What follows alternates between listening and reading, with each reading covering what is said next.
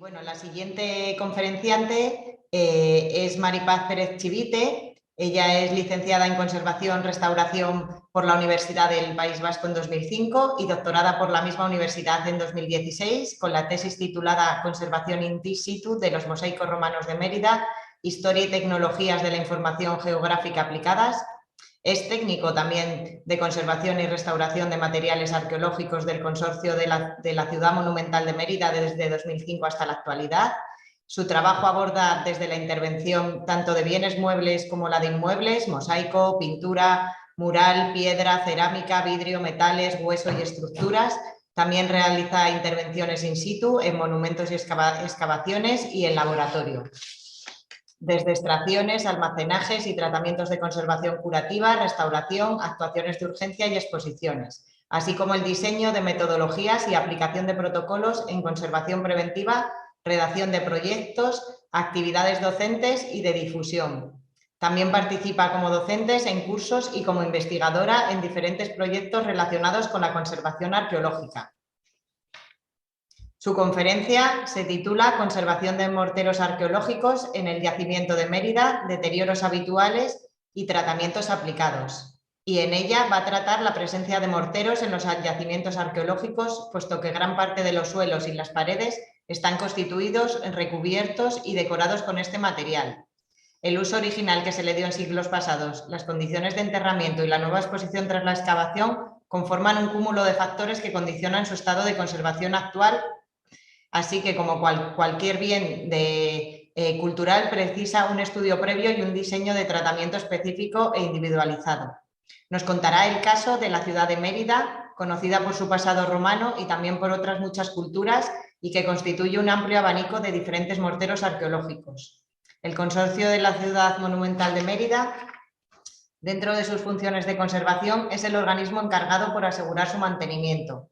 A través de los ejemplos que se expondrán en la conferencia se podrán observar los deterioros más habituales y los tratamientos que se han aplicado con el fin de comprender la complejidad y revalorizar estos materiales y su conservación adecuada. Cuando quieras, Maripaz. Bueno, gracias por la presentación, gracias al IPC y venga, vamos allá. Estamos en Mérida. Mérida es un sitio arqueológico y se considera todo el territorio como un yacimiento. Entonces, hay una cantidad de superposición de capas y de morteros, tanto en altura como en horizontal, que tenemos que conservar porque seguimos viviendo después de esos 2000 años en ese mismo territorio. Entonces, funcionamos el consorcio a nivel de investigación, documentación, administración, difusión y conservación para conservar esos restos arqueológicos, toda nuestra historia, en las mejores condiciones posibles. Entonces, nos encontramos desde excavaciones, con sus muros y todo, y los monumentos. ¿Qué ocurre? Que no se puede conservar todo, entonces una vez excavado, una vez hecha la documentación, tapamos aquello que no se considera musealizable, ¿vale? Entonces este es lo típico para poder tapar una excavación y proteger esas estructuras con geotextil y con tierras encima. Entonces, ¿dónde encontramos morteros aquí en Mérida, en un yacimiento arqueológico? Tenemos morteros de opus imminum, que se suelen llamar a estos pavimentos, que son realizados en cal y tienen trocitos de ladrillos en diferentes grosores y un acabado generalmente fino. Se suelen utilizar también para construcciones hidráulicas por sus propiedades. Tenemos también grandes bloques de opus camenticium, que es este hormigón romano con unas grandes piedras y que está hecho también en tongadas dentro de unos paramentos de sillares de granito para las grandes construcciones.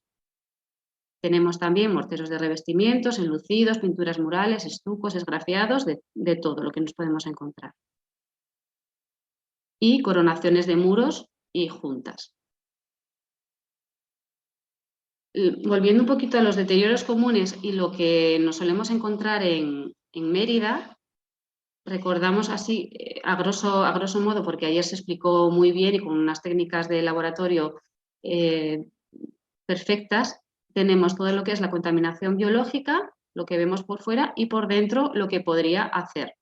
y el tema de las sales, cómo rompen las superficies o los interiores. Entonces, llevado al día a día, podemos encontrar casos, estos digamos son espectaculares o que pueden llamar la atención. Aquí, por ejemplo, vemos los musgos que crecen entre el rejuntado de los ladrillos. Aquí hierbas que crecen encima de las coronaciones. Esto era una higuera que había roto una conducción, estaba aprovechándose del agua, y raíces pequeñas pues, que pueden levantar enlucidos. El tema de las sales lo vemos también pues, con esos polvitos blancos, esas eflorescencias y degradaciones incluso que se van comiendo ya el material. Entonces, los ejemplos de intervenciones, todo lo que ocurre en Mérida y en la arqueología es muy amplio. Entonces, he intentado abordarlo de diferentes puntos de vista, pero sobre todo para destacar la labor de reintegración y consolidación, el acabado un poco estético y funcional, buscando siempre los criterios que buscamos de que sean discernibles, que se pueda volver a reponer y que sea compatible. Entonces, volviendo a años muy atrás, tenemos la típica reconstrucción identificada con unas lajas de piedra o de pizarra y la identificación encima. Y esto está muy bien para un muro liso y recto. Pero, ¿qué ocurre cuando ha ocurrido un desmoronamiento? Estos son unas escaleras de Opus Indinum y tienes que volver a reponer los fragmentos que se han caído. Entonces, en esta obsesión por dejar marcada un estrato de intervención, lo que empezamos a hacer y seguimos haciendo hasta ahora es colocar una malla sintética, no es que vaya a durar 100 años o 200 años, pero luego se recorta y sirve cuando te acercas para poder ver que esta zona por lo menos está repuesta. Se volvieron a recolocar los ladrillos con cal hidráulica en este caso, y lo que se hacía era espolvorear o lanzar, mejor dicho, tierra cribada encima para que la cal, cuando todavía estaba fresca, se tiñera con ese marrón, se ensuciara y no llamara tanto la atención, porque uno de los problemas que tenemos, o el problema o la reticencia que podemos tener a la hora de usar la cal, es que es tan blanca que llama demasiado la atención y no queda bien el acabado que queremos conseguir. Entonces, con esta malla sintética se puede separar, por ejemplo, aquí unas piedras que se habían caído de una parte de una coronación o de una parte de calzado. Esta malla es muy incómoda, pero se consigue poner. E incluso la ponemos también en zonas también de pintura. Esto es el muro y este es el revestimiento. Esta parte estaba, digamos, un poco recrecida, se había caído y se había vuelto a colocar. Entonces, cuando te acercas, la persona que va a intervenir sabe que aquí por lo menos ha habido una intervención que ha sido nuestra. Siguiendo con las cales hidráulicas, que era lo que se utilizaba hace, y ahora también se sigue utilizando, pero digamos que era lo más fácil de obtener, porque la cal en pasta sabemos que necesitas un horno tradicional y un suministro adecuado, y esa pérdida de ese suministro de material lo hemos dejado, se ha quedado un poco retrasado, digamos, y ahora es cuando se está incorporando y cuando realmente vemos que sí que funciona. Entonces, bueno, pues las técnicas son siempre las de inyección, ¿vale? Que las inyecciones, al ser con cal hidráulica, en este caso estaban formuladas ya con su árido, vemos que es perfectamente blanco y es discernible aunque luego se vaya a cubrir. Y aquí, por ejemplo, si las pigmentábamos, pues luego ves que a veces la escabechina puede ser un poco alarmante. Entonces, depende de la habilidad que tuvieras con los pigmentos y depende también de si estaba húmedo o no, podías tener unas coloraciones u otras más integradas.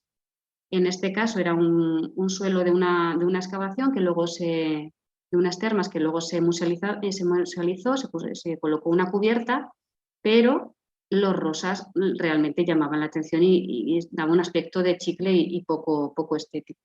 ¿Vale? Con el tiempo también se va mitigando, pero hay que tener cuidado a la hora de hacerlo. Entonces, Eso iba por un lado y luego por otro lado tenemos el tema de las coronaciones y también siguiendo con esa cal hidráulica. Las coronaciones cuando están a gran altura pues crecen las hierbas. Estamos en Mérida, en Extremadura, y la vegetación es frondosa.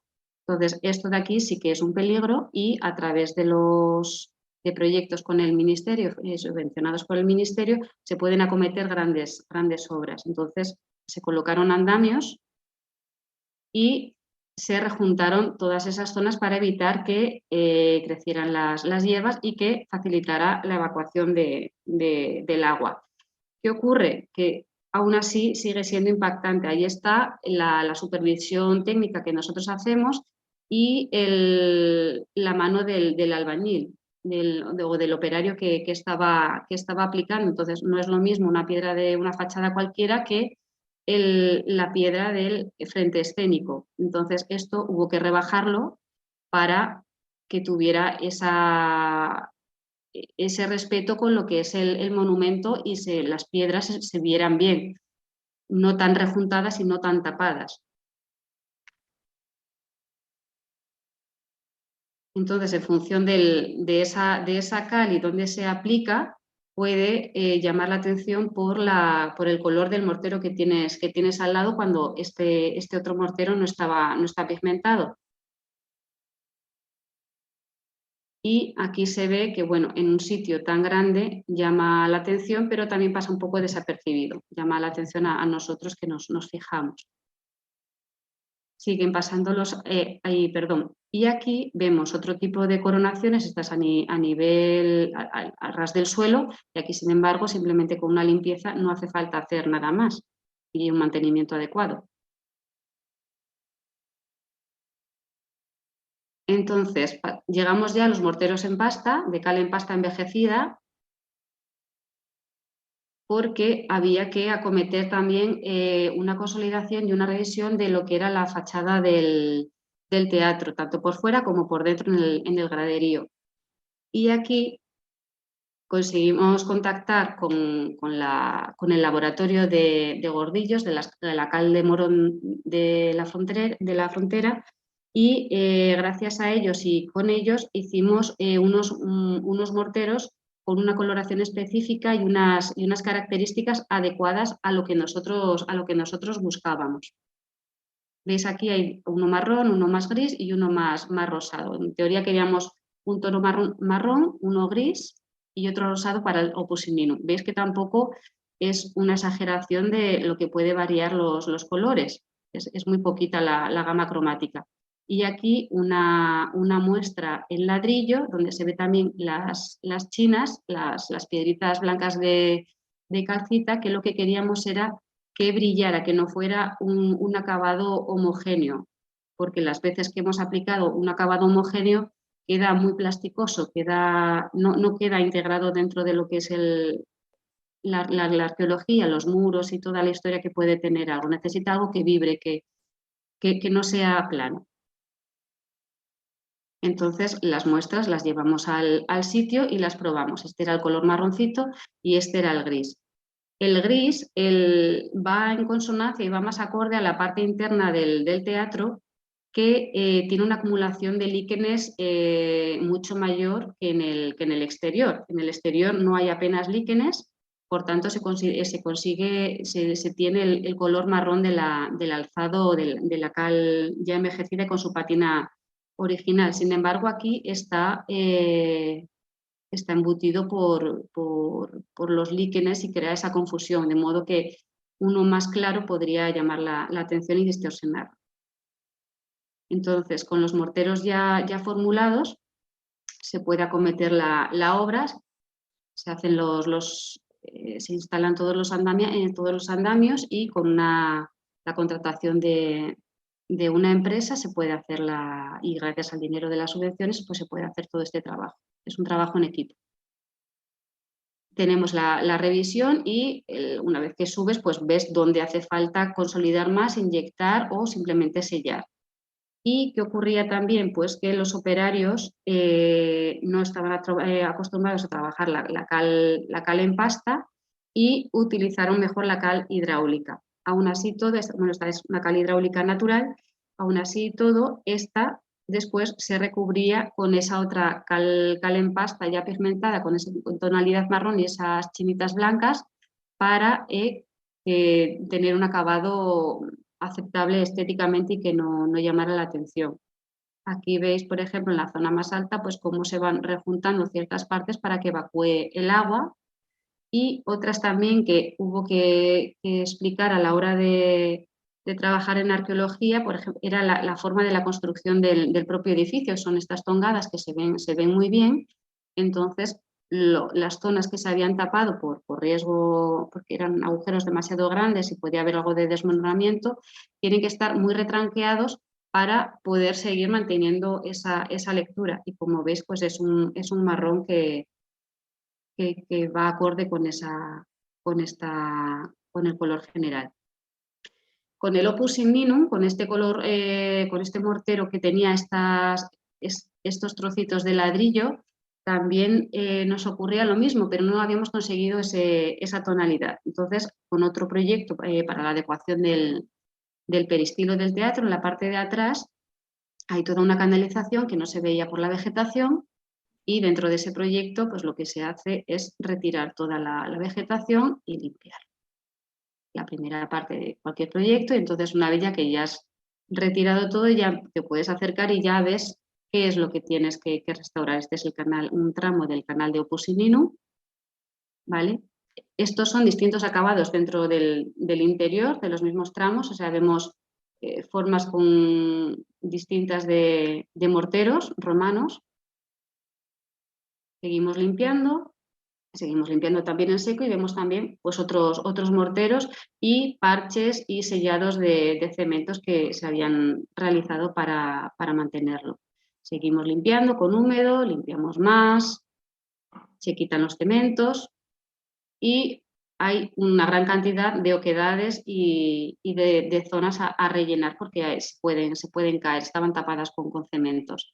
Entonces se formula ese mortero, lo hicimos in situ, pues plantas la mesa al lado con todos los áridos y lo que necesites y vas sacando la tonalidad. Hicimos distintas pruebas, esta es la cal en pasta, estos son los áridos mezclados y este es el aspecto. Este era una prueba y esta fue la definitiva, aquí en una pastilla que fue la que se envió luego al laboratorio para que allí la formularan con los áridos y la granulometría específica de la curva y todas las características que tiene que tener.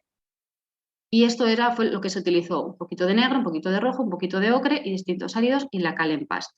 Aquí está en fresco, como veis varía enormemente de húmedo a seco. Y estas son las chinitas blancas. La cal en pasta. Y lo probamos en diferentes sitios porque buscábamos uno que fuera homogéneo, que pudiera integrar todo ese canal, que son más de 100 metros lineales, ¿no? Y luego falta por dentro, por un lado y por detrás. Entonces lo probamos, funcionaba bastante bien y le dimos el OK. Entonces, una vez retirados los cementos, se empezó a rellenar. Se humedece bien, muy bien, y se rellenó. ¿Qué ocurría? Que teníamos, por un lado, la capa del mortero de Opus Signinum y por otro lado aquí había un mortero de agarre romano, pero era un mortero de arena y tierra. Entonces, como teníamos ya formulado el mortero marrón del propio teatro, lo aplicamos aquí y en este otro aplicamos el rosado. ¿Veis aquí la diferencia? El marrón además va ligeramente por dentro y el rosado por encima. Después de espatularlo se pasa a la esponja para que esa china, esa gravilla, vibre y no quede algo como si fuera una pintura.